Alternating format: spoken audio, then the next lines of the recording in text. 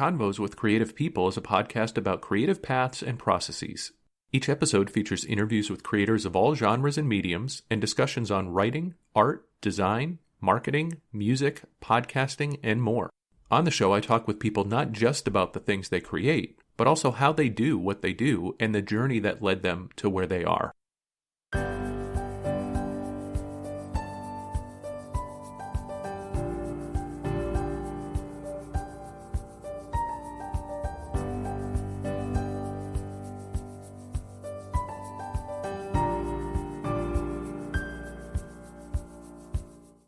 Welcome, everybody, to the first official episode of Convos with Creative People. This is actually the 33rd episode of what started as the See Brian Write podcast. Of course, I'm Brian LeTendre, and if you missed the preview episode that I put out a few days ago, here's sort of the too long, didn't read version. See Brian Write started in 2013 as a podcast about writing because at that time I was writing a lot of fiction, and I had been doing the Secret Identity podcast for about 7 years at that point in time. And most of what we were doing on Secret Identity was talking to creators of comics, movies, TV, games. And I wanted to do a podcast really focused on writing and interviewing writers for that show. And so that's really what See Brian Write started out as. And over the years, and there was 32 episodes of that show that came out, it kind of evolved into a broader show about the creative process and speaking to creators of all mediums and genres. And so over the past few years, it's kind of been on a hiatus. And as I bring the show back now, I really want to continue that evolution of what the show had started to become, which is much broader than just being focused on writing. Now, of course, I'll be talking to a lot of writers on this show. We'll be talking a lot about the writing process, but I really do want to have this show be open to conversations about art, design, definitely game design, music, marketing. Basically, what I really want to get to is talking to creative people about what they do, how they do it, and really how they got to where they are. And so I'm hoping that we'll touch a little bit on the journey that people have taken, because one of the things that I've certainly found is that everybody's journey is completely unique. And so hopefully people will gain from this show not only a little bit of insight into process, but also hear about some really cool projects and maybe get some ideas about their own path that they're taking with their creative passions and sort of what that can turn into.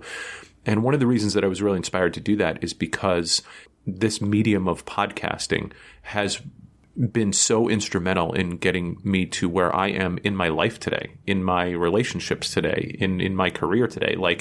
And I won't go too deep down the rabbit hole here because we have an awesome guest on the show today, and I really want to tell you about him in a second. But that's sort of the too long didn't read version, is that the show is relaunched. It's Convos with Creative People. You can still find it at the same feed that you found old episodes of See Brian Write at, and all of the old episodes are now back up, so you can listen to all of the previous interviews.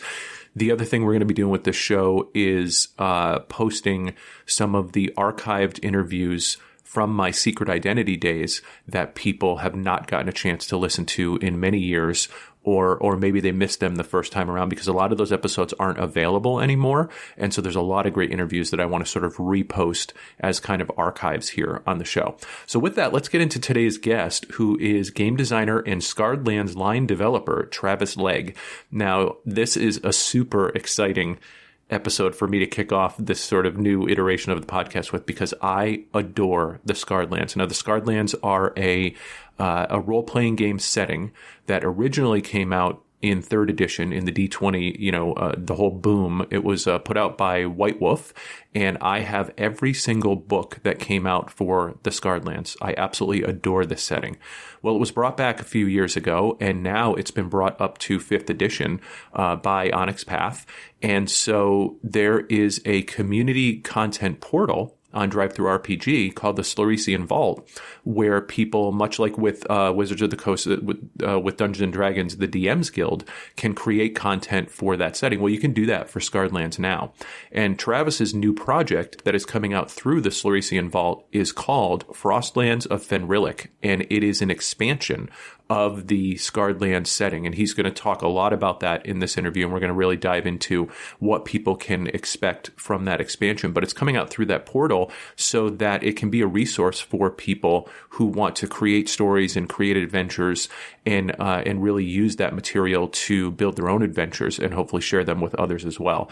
So super excited for you to hear about that. And it was really great in general just to talk to Travis about our love for the Scarred Lands. So that was really great. Travis is a writer. He's a filmmaker. He's been in game design for 2 decades now. There's so much that we could have touched on, and we do kind of hit on a lot of different things, but to really get into the Scarred Lands and why it's so great and the excitement that's building for this new expansion that's coming out. And it is coming out soon. I don't have an official release date, but I'm posting this podcast now because it is imminent. And so keep an eye on my Twitter, which is @CBrianWright. I'm also putting links to Travis's Twitter and the Onyx Path Twitter in there as well, so you can hear when it hits on Drive Thru RPG and the Slarecian Vault, and you can pick that up. And there's going to be an actual play streamed session with the new expansion that will be happening very soon as well. So I'm not going to waste too much more time getting into it. I want to thank Travis for his time, for coming on, for sharing a lot of insight about what goes into the creation process of this, and also a little bit about kind of what the future of the Scarred Lands may hold, which is super exciting. So again, in the show notes, links to every place that you can find Travis, every place that you can find more information about Frostlands of Fenrilik, including links to 2 free previews of the expansion, which are up now. You can actually go download those now if you want to get a taste of what's to come in the full product. So there you go. Thanks again to Travis. I'm really excited to be kicking off this new volume of the podcast. So without further ado, here's my conversation with Travis Legge. Well, thanks so much for joining me today, Travis. I'm super excited to talk about the Scarred Lands. How are you? Excellent. Thanks so much for having me. I share your enthusiasm. I love talking about Scarred Lands. I almost don't even know where to start, but so I guess let's start with this new project that is going to be launching very soon, which is the Frostlands of, is it Fenrilik or Fenrilik? How do you say it? I say Fenrilik, but I've heard both, and I would say that's fine. You can have regional pronunciations, and that's kind of funny because that's something that we tackle a little bit in Frostlands of Fenrilik, just in terms of there's often this hegemony of like perception in a fantasy world, where like everyone knows these big events that happened, but when you look at real world history, that's just simply not how things work. Right. If something happened on the other side of the planet, it took a long time for it to make its rounds. So one of the things, because Fenrilik is it's a new continent, well, it's a continent that was introduced in the 3rd edition, the final book that was published for 3rd edition for Scarred Lands, called Strange Lands, where they basically took all the continents that had been mentioned in other works but never featured, and they did a chapter on each continent. Well, 2 chapters. They had a story chapter and then like a system chapter for each continent. So I think that's a good opportunity to just take a quick step back, because I absolutely love the Scarred Lands. I would say that, and it's funny because the Scarred Lands are a setting that I have not had a great deal of opportunity to actually game in, but I have like soaked up I collected the books. Like you mentioned the Strangelands one. I have every book that came out for the Scarred Lands when it was published in 3rd edition. Every single one, all the hardcovers, all the splat books. I even have promotional materials with Scarred Land stuff, and I was like a completionist about collecting the Scarred Land stuff when it came out. And I think in terms of settings for role-playing games, I would say that Dragonlance and the Scarred Lands are my 2 favorites. And so when it was announced that the Scarred Lands were coming back out, that there was going to be new material put out for the Scarred Lands, and of course, we got the player's guide for both Pathfinder and for 5th edition, it really blew me away, because that was a setting where back in the day, so much detail was put into building that world, which I think is what drew me in kind of from the get-go, and then to now pick up and sort of expand on that stuff. But I think before we even dive deeper into that, like for people who are brand new to the Scarred Lands, know nothing about it, like what is your elevator pitch that you give them for what the Scarred Lands is.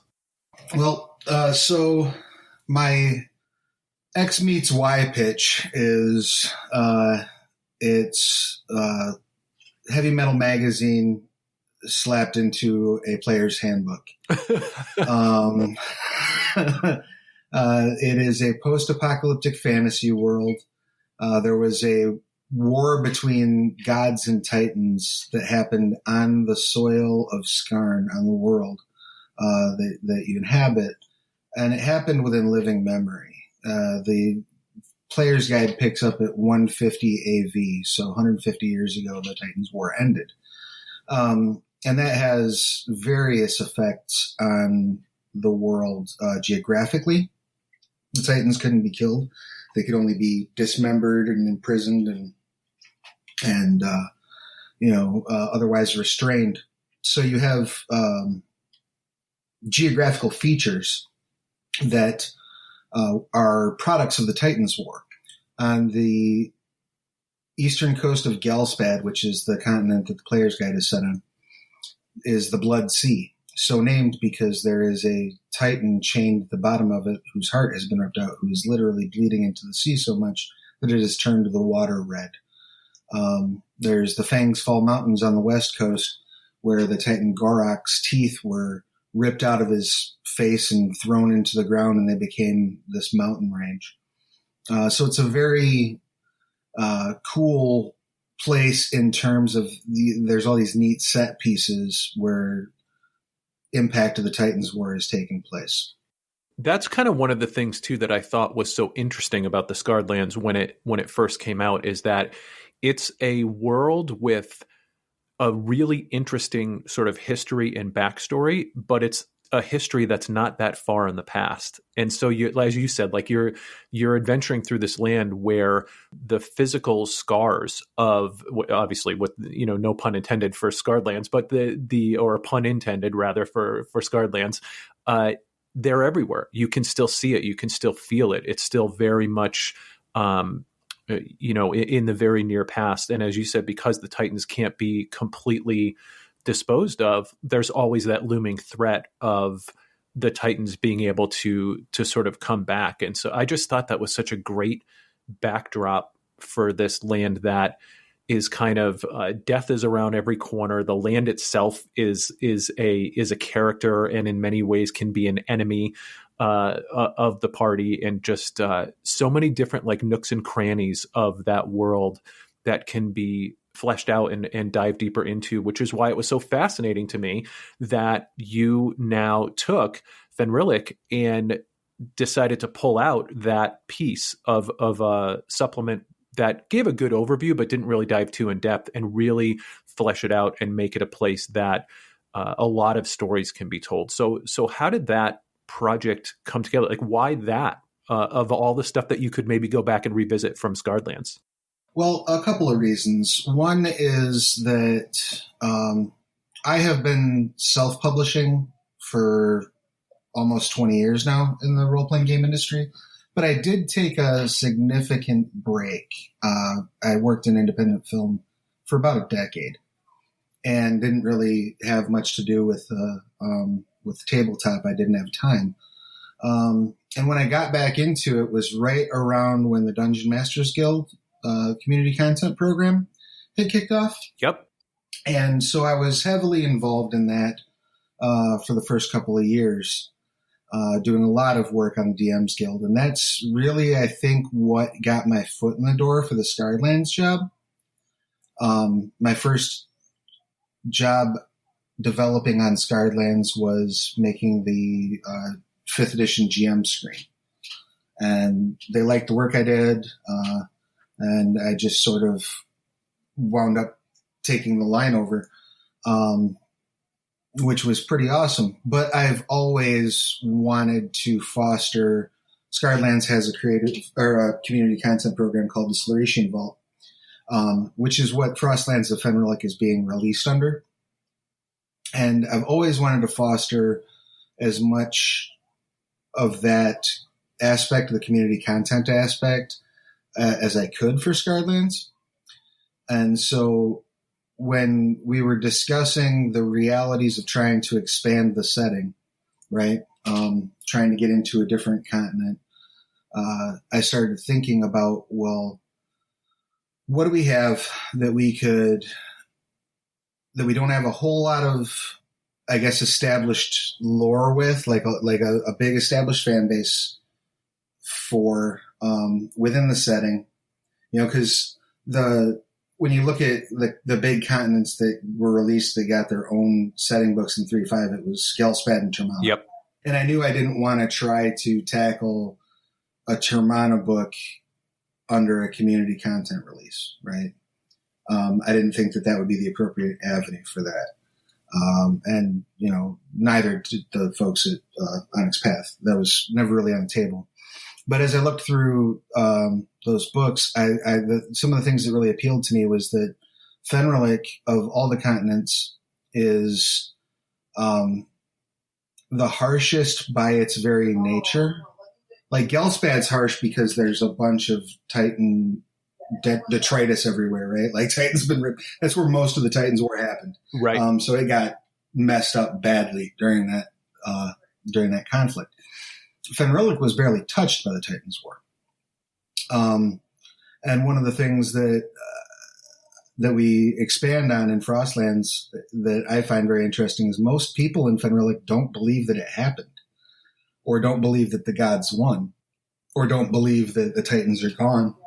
They go about so isolated, Which it's called the roof of the world, and so it is, and that's kind of a thing that I love about it too. Is it's this remote, mysterious area that really lends itself to being able to tell stories that are in some ways not bogged down by all the lore and the history and everything else, because as you said, you have there's sort of a lost touch there with what's happening in the rest of the world that you can sort of play with from a narrative standpoint. Right, and we were able to build a number of hooks together because we're wanting to foster more creative, more community content.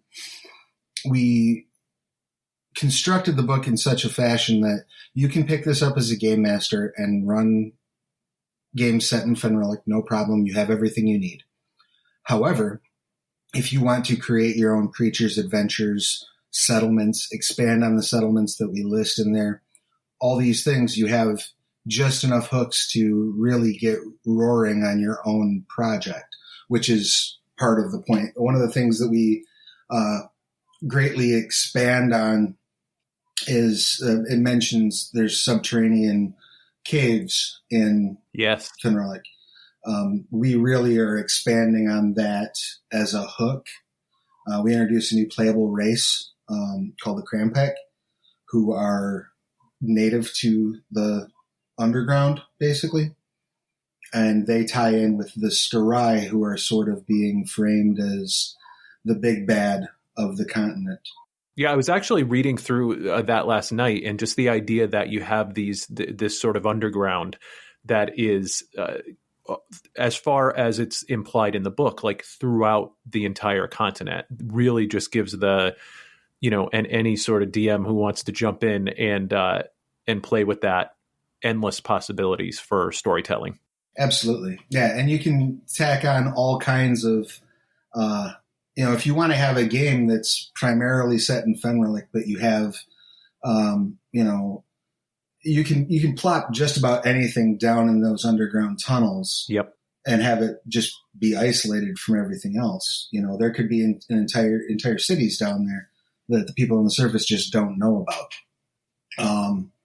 So as you're exploring those things, and there's an adventure that is included in Frostlands of Fenrilik, designed to take characters from levels 1 to 3, that introduces in world how some of that exploration and expansion starts. The largest city on the continent, Kovo Kimra, it's only about 8,000 people, but they're by far the leading industrial power on the continent, and they're right on this massive canyon that basically splits the continent splits a third of the continent off from the rest of the landmass. And it's incredibly deep. Nobody's really been to the bottom of it. And they build this lift in Kovo Kimru that's designed to take people down to explore this gorge. And that's kind of where the adventure kicks off, is you being some of the first people to set foot down there from the surface. So I think that's a very exciting hook. I think that's a good way you get to play in both of those worlds that it's introducing. And you get a nice setup for a base of operations with Kovo Kimru. One of the things that I've seen commented on since we put it out is the size, because there's a map of Fenrilik in the previews. It's not a small continent, and the settlements are not close to one another.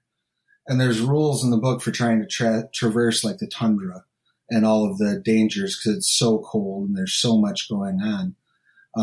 So it kind of combines, you mentioned two of your favorite D&D settings being Scarred Lands and Dragonlance. Two of my favorite are Scarred Lands and Dark Sun. Oh, yeah. And so I really like the idea of having an environment that just is naturally trying to kill you. So that's kind of trying to bring a little bit of that flavor to Fenrilik, because really a tundra is just a very cold desert. And that is very much in keeping with this idea of the Scarred Lands in general, right? Like it is. And that's one of the things that makes the world itself such a great character, is that it is, whereas I think for some other settings, a lot of times the world building is done through a particular character or a villain, or whereas one of the things I love about the Scarred Lands is, of course, you have the gods and you have the titans, but so much of this world is the actual physical world itself, and how distinct and how dangerous a lot of these locations are. And so I feel like this fits just so well with that theme. And for anybody that has the original Strangelands book from the old third edition version, you really blew that out. I mean, what the stuff that you've built on top of what was already there in the previous version, it is really super impressive. And so I think for people who are wondering, like, well, if I was going to pick this up, but maybe I have the old hardcover book from way back in the day, like there's a lot more meat on the bones here, and a lot more sort of threads to pull on from a story standpoint, including, the gorge and the underground, and really kind of fleshing that out a little bit more. I'm assuming that was, how did you look at what the old sort of content was and decide where you were going to build on top of that foundation? I love narrative gaps. And so I like to, when I'm making anything, I like to look at like what's not there. Where are the empty spaces? Where's the negative space? Because then I can go in and start building things there where I'm not going to trample all over what's established. But I can then create new hooks within that flesh that I'm stitching onto this existing skeleton. I took a similar approach to Dead Man's Rust, which we can get into at some point too.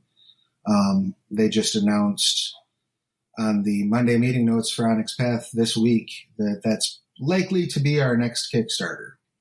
So I'm excited and nervous as hell about that. But I took a similar narrative approach with that.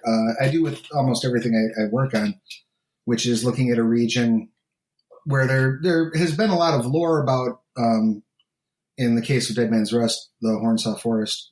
But there's also so many narrative gaps, and we have to take the time. I just like going in and fleshing those details out and then seeing what other hooks can emerge from them, giving people things that maybe they might not look at first blush and go, oh, I need that.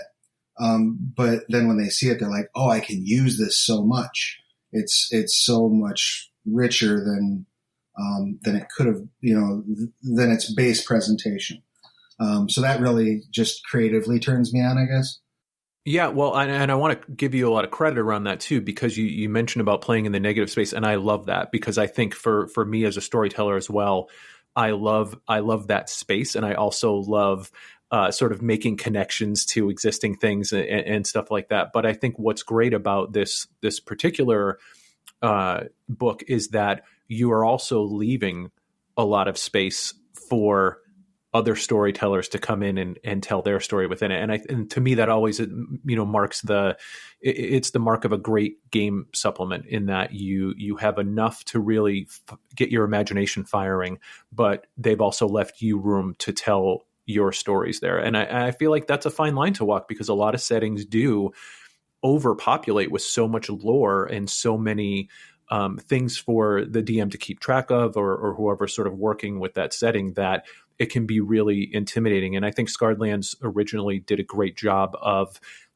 walking that line of giving you a lot to play with, but leaving you plenty of room for that negative space as well. And you've continued that here with Frostlands, which is really cool. Thank you. Yeah, and that was very much the aim. We're not novelists. We are creating a playable world, and sometimes I think that can get lost when someone's developing a story, because they want the star, NPC to be the star of things. But there's nothing more boring at a game table than having all of your characters' actions invalidated because a certain drow ranger swung in, and takes care of the bad guys. Like, that's just super anticlimactic. For sure. And I want to avoid that at all costs. I love the idea of peppering in villains and allies, and giving the game master ample NPCs that, again, are provided, with hooks, with a couple. So here's like 3 factoids about this person. You flesh out the rest. I really dig that. I like that a lot. And that's one of the design philosophies I try to use, is to make sure that there's never, the big hero NPC that's going to swoop in and validate your action, and make sure that there's challenge presented at every step. One of the things that we worked on pretty hard for Frostlands is to convey that idea of, like, I have to travel 5 days across this tundra to get to the next village. If I don't take precautions, I won't make it 2. You know what I mean? I'll die by the second day if I don't think. Right. Right. It's not like a fast travel. It's not that sort of mindless fast travel where it's like, oh, so you walk for a few days and you get to the next town. It's like, no, the environment itself is an enemy. And then within that, there are lots more enemies lurking and lots more challenges lurking. And so, but again, that provides an opportunity to make every aspect of the adventure or the story, exciting. And so, I'm really excited about it. And it was cool to see, because I pulled the old book off the shelf and dove into what it had to say about Fenrilik back in the day, which was and then to see what you've built onto it is super exciting. So I want to talk a little bit about sort of your journey, not just in game design, but how you got to the role that you're in now with regard to the Scarred Lands line, and really what that role is. But you mentioned the DM's Guild. And so let's start there, because I think people listening to the show have heard of these opportunities for sort of user created content and community content for D&D, obviously, and then for some of these other settings, but maybe haven't dipped their toe in it. And so how did you sort of come upon the DM's Guild, and how did you get involved in the DM's Guild? And then we can kind of follow that to sort of where things led to today. Well, it's really funny, actually. I got involved in the DM's Guild in a roundabout way through actual play. As I was dipping my toes and returning to the publishing business, which, funny little side note, the first game I ever published was called Contagion. It's a modern horror / urban fantasy game for the 3rd edition OGL. And this was in 2002, 2003, something like that. And so right at the dawn of the 3rd edition OGL. Yep. Our monsters were almost entirely reskins of stuff that appeared in the first creature collection. Probably 60% of the monsters in Contagion were OGL ports that were reskinned and built definitely on the chassis of the creature collection. So my relationship with Skylands goes back that far. Because I looked at them and I was like, I love what these things are doing. What if we reframe this Blood Reaper, which is probably one of my favorite creatures? For sure. We reframe it into like a Silent Hill nurse type thing that's got needles instead of blades for hands, something like that. You know, that was the kind of creativity I was engaging with at that point. So hacking Skylands is not new to me. But like I said, I took some time off. I got into film, and as I was getting back into tabletop, I started just doing not live play, but using all this film equipment I had an office with a conference room. So we would set up our film equipment. We would just film us playing and put that on YouTube.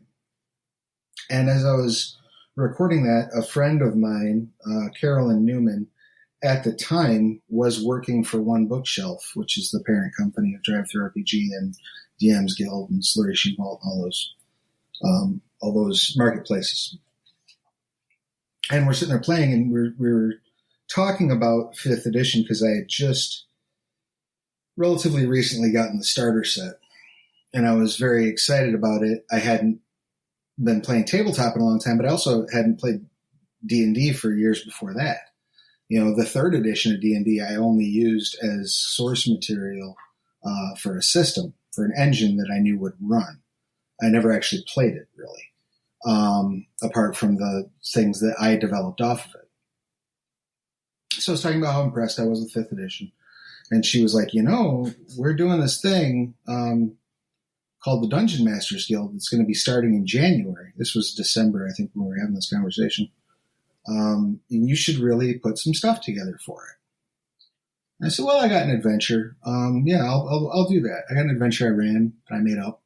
Make a couple tweaks to it and get it published. So my first adventure was Cottage on the Long Road. And I think it was in the first like 40 or 50 books that went up on the Guild. It was the first month the Guild was up.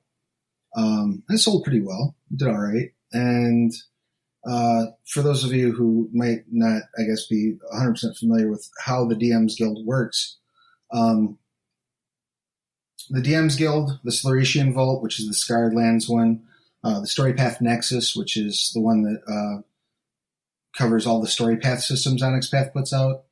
There's Miskatonic University, I believe, for Call of Cthulhu. There's a number of these programs. And what they do is you create a game product, be it pre-generated characters, be it an adventure, be it a location source book, what have you, using the IP that you're allowed in that program.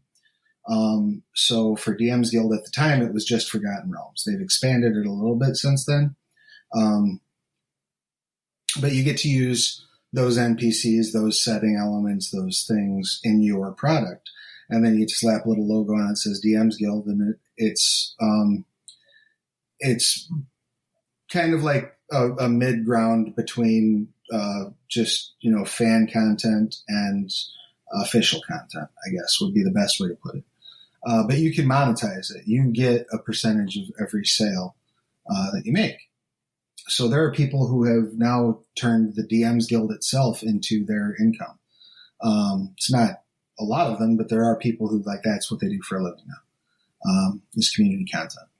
Which is amazing, because when it first came out, you know, and the thing, like, the whole going back to, you know, the OGL back in 3rd edition, the sort of boom and then burst of that whole bubble, you know, back in that time was fascinating. And I bought so many, you know, supplements for 3rd edition. And my experience playing 3rd edition was we were doing the last long campaign that I played in was around that time where we had actually been in second edition and made the jump over to third edition, and then actually started to incorporate some of the Scarred Land stuff before that campaign ultimately sort of ended. But I was obsessed with, I did some playtesting for some things for Mongoose, like way back in the day and stuff like that. And I would buy, we had a local gaming store that I would just buy almost everything that came out. I was obsessed with third edition and just the idea that the open gaming license existed, and, you know, had sort of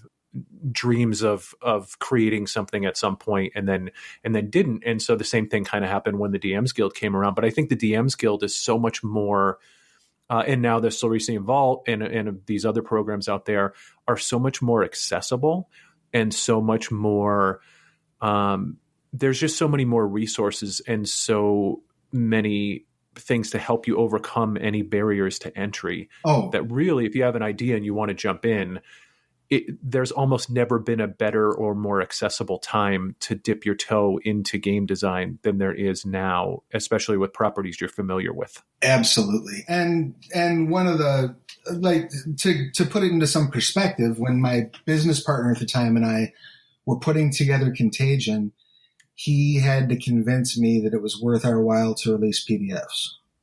Yeah, to give you an idea of Isn't that crazy? Yeah.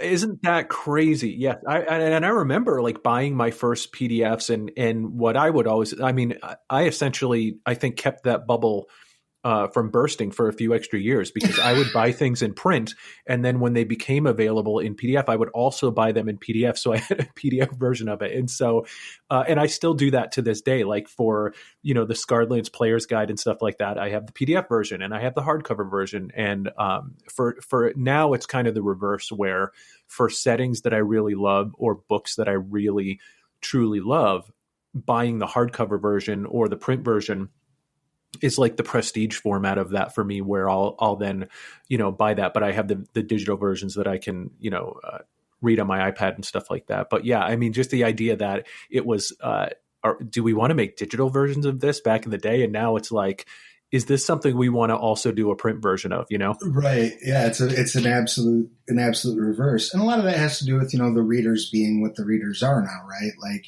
you know, at the time, it was, you read it on your computer.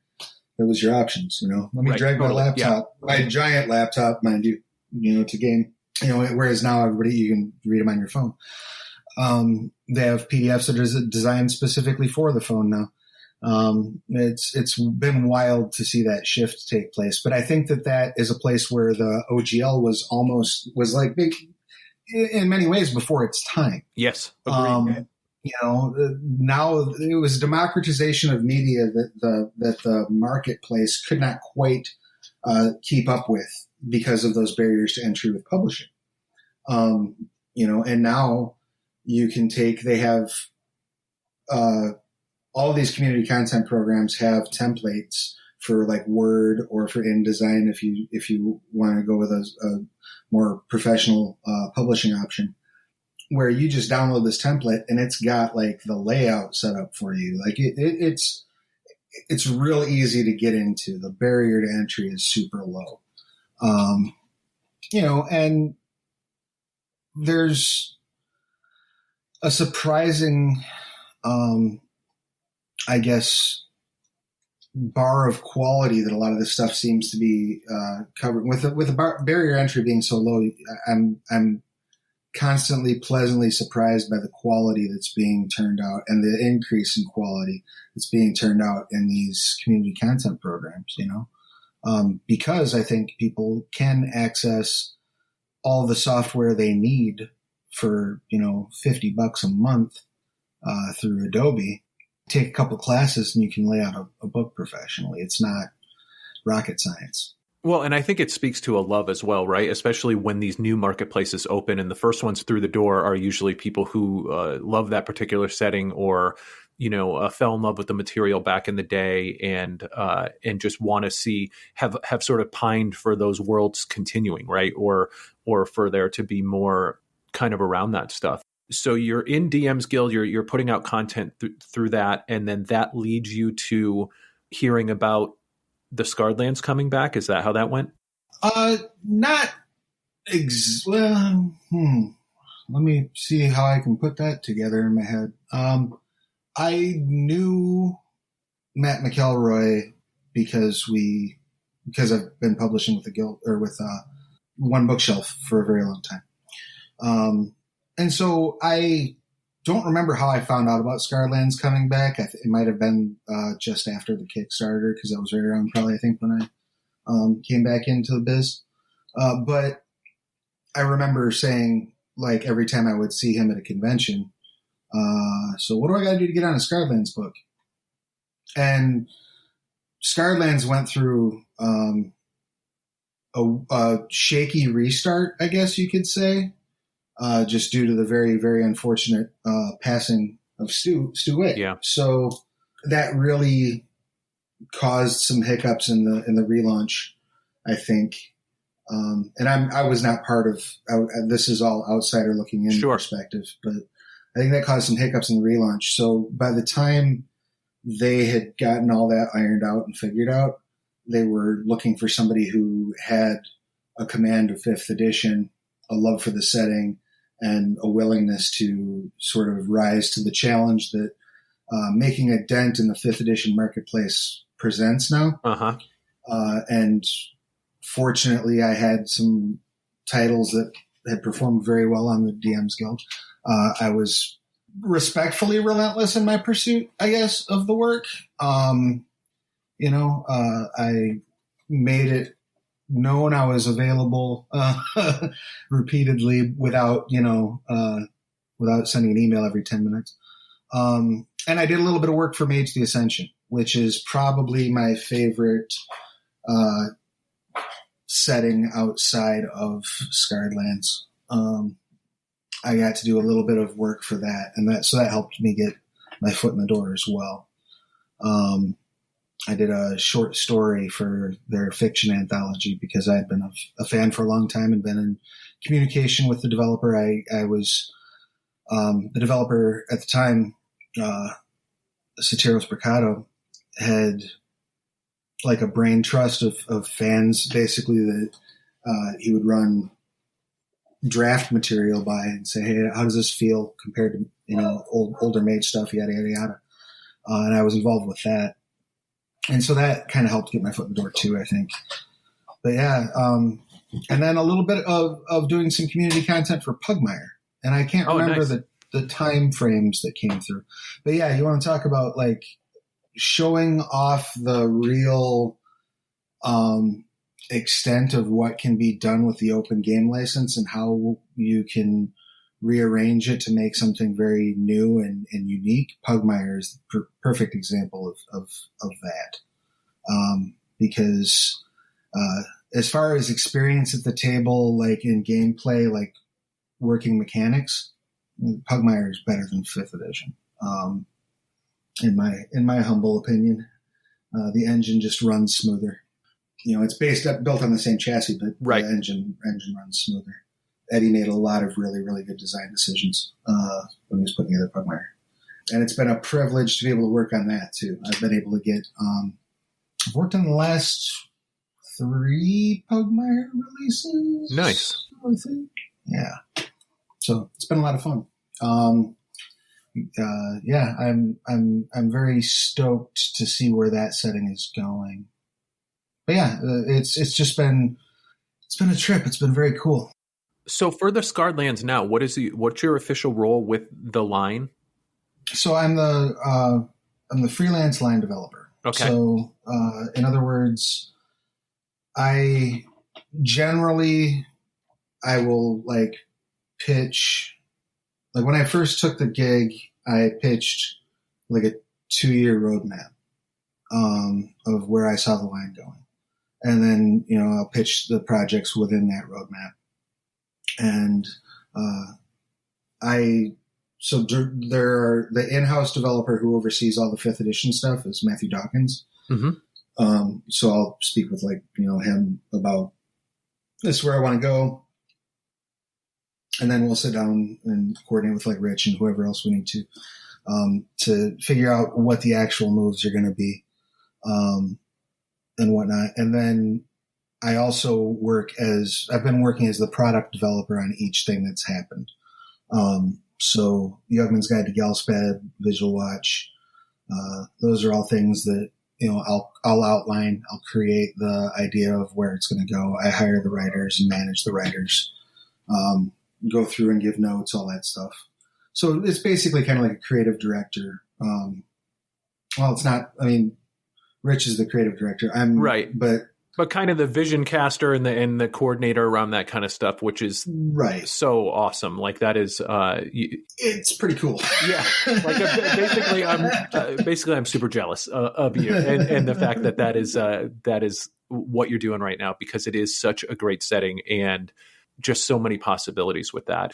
So I think, as we move forward now, we're talking about Frostlands right now. Do we see, and as we record this interview will probably be coming out right around the time that the content is launching, which is going to be in the very near future. And then as Frostlands hits, will you be announcing what the next sort of project is going to be, or in terms of that roadmap? Well, so where we're at right now, they just announced on the there's so much stuff going on. We're doing the Frostlands launch, and that will be kind of our main focus as far as promotion and discussion goes until the Dead Man's Rust Kickstarter launches, which, according to the Monday meeting notes from this week, looks like it might still be this year. We might see the Dead Man's Rust Kickstarter before the year's out, which is amazing and terrifying. A little bit terrifying, right? And do you want to give folks just a tiny taste of what that project is? Yeah, absolutely. So it's set in kind of central Galspad. It starts off innocuously enough at in the city of Leone, which is the Manticora capital. There's a festival called Night of Chronicles. And the players are there, and they come across this aging bard, aging Broadreach dwarf bard who fought in the Titans War, was not in the Hornsaw Forest when everything went down, hasn't been back for a very long time. He's looking for a band of young adventurers to escort him home. And from those humble beginnings, they get swept up into this plot of intrigue and death and horror that is sort of running rampant through the Hornsaw Forest, involves the Hollow Legionnaires and the Gleaming Valley, and is centered around a plot that emerges from the necromancer's city of Glibidotel, which is one of my, I would say probably the nastiest pack of necromancers in fiction. The necromancers of Glibidotel are just horrid, which is a nice contrast to have, because in Skylands there's the city of Holofaust, where you have necromancy as civil service, basically. Right. Like they're using their necromancers for like public works, or using their animated dead for like public works and for like infantry.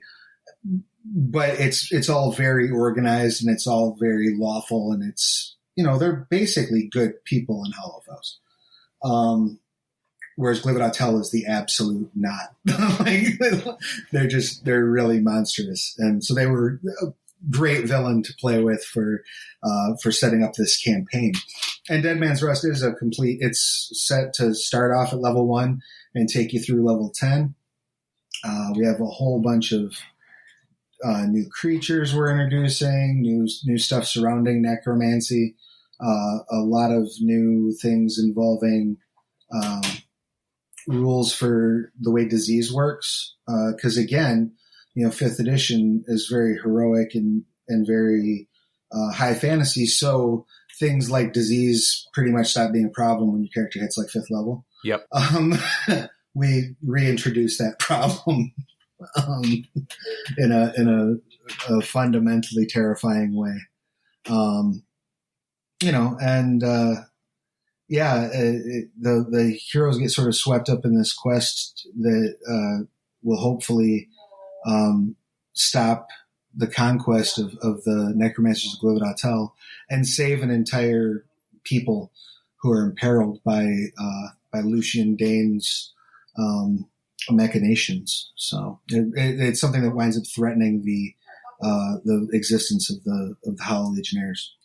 So it's very, very fun stuff. I think for anybody who just heard your description of that and then they're sort of comparing and contrasting to Frostlands of Fenrilik, like that to me is a great example of what makes the Scarred Lands such an awesome setting, because you can do high fantasy, low fantasy, you can do horror. There's so many just opportunities for different types of games and types of stories that are just baked into this setting to begin with, that it really is, there is something for everyone in it. And that's kind of one of the things that I absolutely love about it. So as far as that project goes, obviously I'll keep people posted on that. When Frostlands goes live, there'll be links to that in the show notes as well.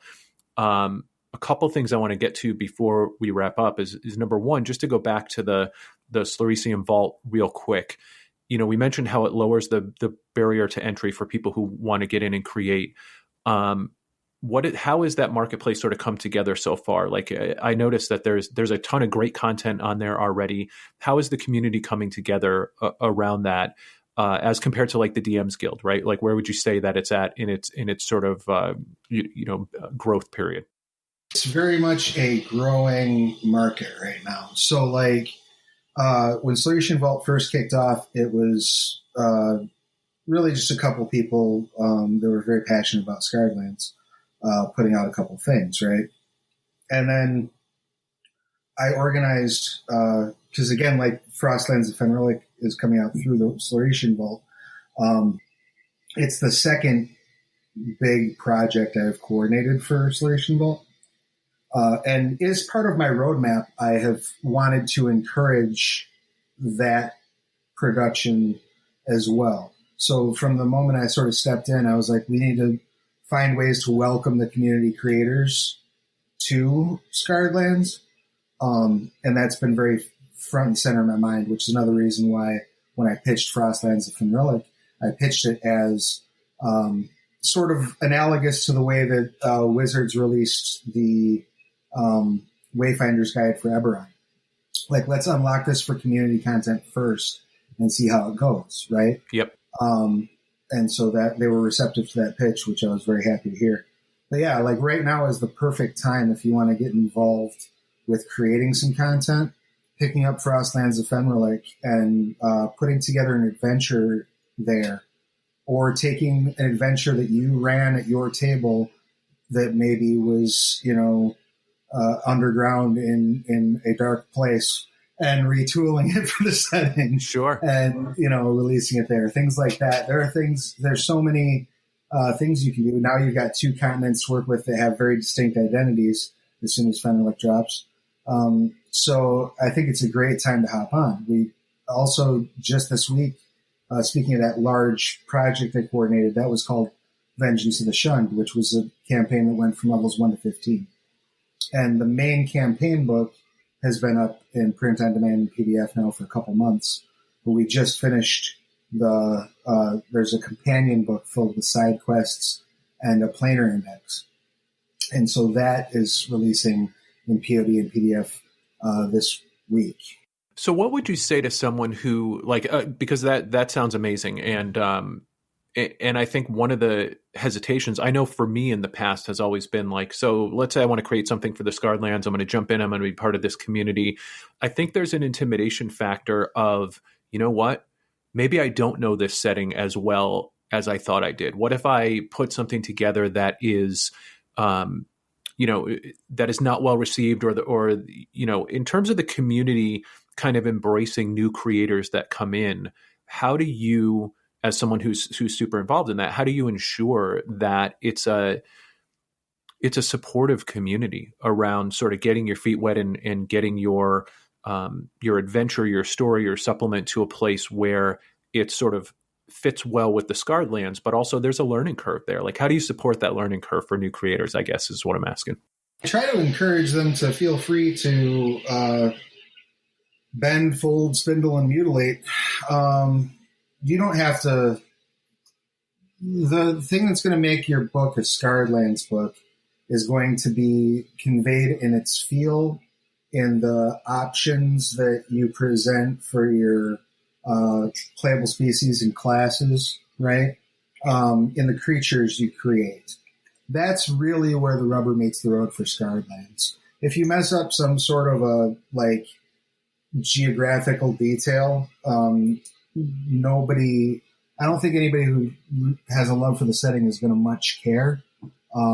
They'll probably point it out to you, but I try to, and when I'm speaking with the community creators, I try to foster an environment of constructive criticism. But I mean, I think the strongest aspect that we have in our favor is that the people who are going to that next level to create community content, at least within the Skylands community so far, are people with just a genuine, passionate love for the setting and the feel, right? And the feel almost, I would say, I don't want to say it supersedes the setting, but it defines the setting. Yep. Being able to latch onto that feel, that's the thing. That's the real ticket, I guess, to Skylands. But having said that, though, anything that exists in D&D can exist in Skylands. You can create just a simple 5-room dungeon where people are running through and fighting kobolds and plop that in Skylands, and it works because there's so many things that were lost during the Titans War. There's so much history that's not known. There are so many negative spaces owing to the original design, to the brilliance of the original design. You can plop just about anything into those negative spaces and make it function, And the other thing that's nice about community content, particularly in that digital production, is let's say you put out a book and you mention a city, but you've put that city on the wrong side of the continent, right? And somebody goes into your comments on the project and says, on your product page, and says, "Hey, I just want you to know that Reiko is on the other side of the continent. It's south, not north."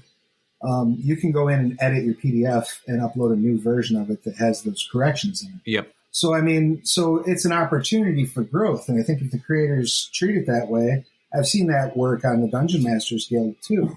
Where, heck, I've done it in my own self-published professional works, where you get feedback from the audience you can actually respond to now. It's not the old days where well, yeah, sure. Once we get done burning through that 10,000 copies we ordered in print, we will fix it. Exactly. You can just kind of go in and correct. You can course correct. Do a hot swap of the files and whatnot, and it handles. The system at One Bookshelf, though it has sometimes some finicky things with programming, is very good at automatically handling when you update a file. It just lets everybody know that file is updated, and it updates their library. Yep. So they can just go right in and download the new updates. So it really works out well in terms of getting that content out to the audience if you have to make a change or a tweak. Yeah, as someone who has used Drive Thru Fiction to put my own stuff out for years and years now, I cannot say enough about just One Bookshelf overall and how creator friendly I have found them to be. Obviously, I've known Matt for a long time now, and it just on that end, as someone who was really starting from complete scratch and was figuring things out kind of as I went, I found all of the tools there to be absolutely wonderful. So it doesn't surprise me that on the Slarecian Vault and the DM's Guild that is also the experience there. So where is the best place for people to go? I mean, obviously we're talking about, and I'll put a link in the show notes to the actual Frostlands of Fenrilik product itself, but where's the best place to go for people who want to get involved with creating content for the Skylands with the Slarecian Vault? So if you go to Drive Thru RPG, there's you can either search Slarecian Vault on there. You can go into Onyx Path Publishing's publisher page, and there's a link directly to the Slarecian Vault there. And there's a FAQ you can look at there that will give you everything you need to know. Gives you all the licensing language that it recommends that you put in the book. All the rules are laid out in plain English.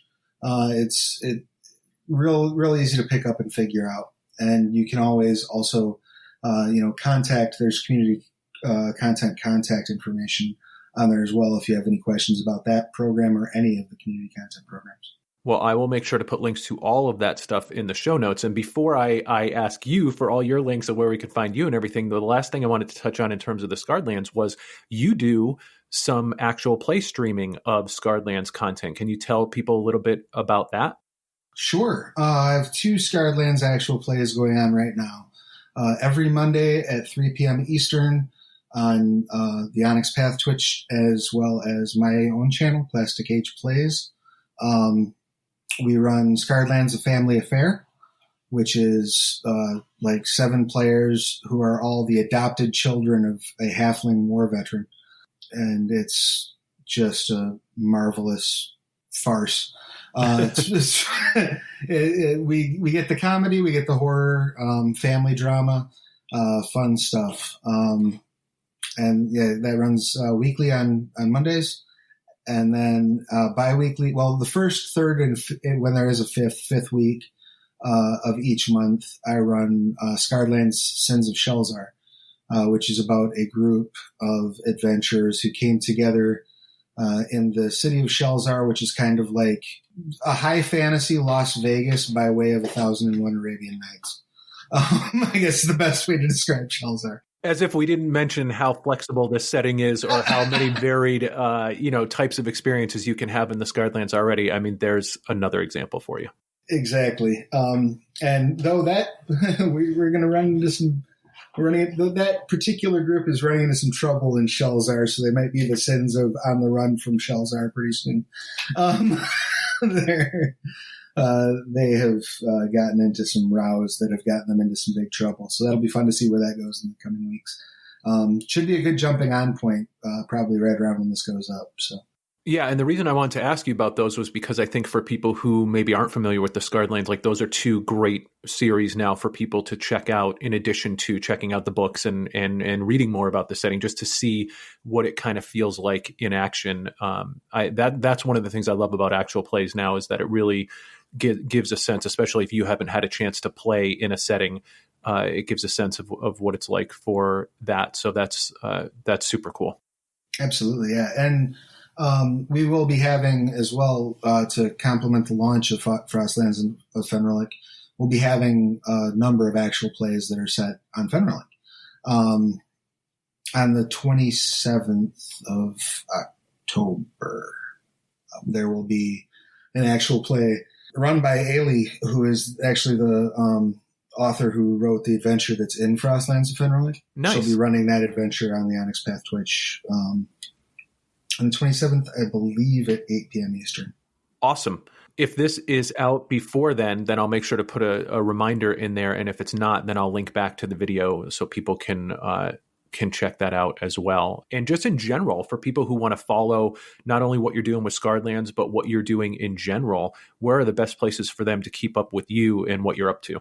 So I am at Travis Legge on pretty much everywhere on the internet. Your Instagram and Facebook and Twitter and all that stuff. If you just type at Travis Legge, you'll find me. I'm also on Patreon. It's patreon.com/Travis Legge.